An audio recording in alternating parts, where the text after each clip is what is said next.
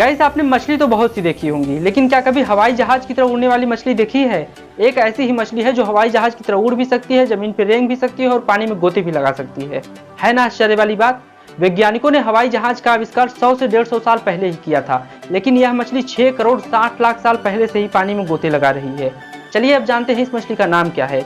वैसे तो इस मछली को फ्लाइंग फिश यानी उड़ने वाली मछली कहा जाता है, लेकिन इसका वास्तविक नाम गरनाई मछली है। अब मछली इतनी अद्भुत है तो यह सभी जगह पाई नहीं जाएगी।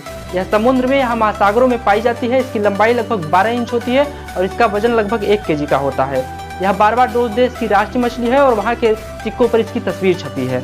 क्या इससे पहले तक ये इंटरेस्टिंग फैक्ट आपको पता थी? ऐसी ही और इंटरेस्टिंग फैक्ट के लिए मुझे यूट्यूब पे सब्सक्राइब करना ना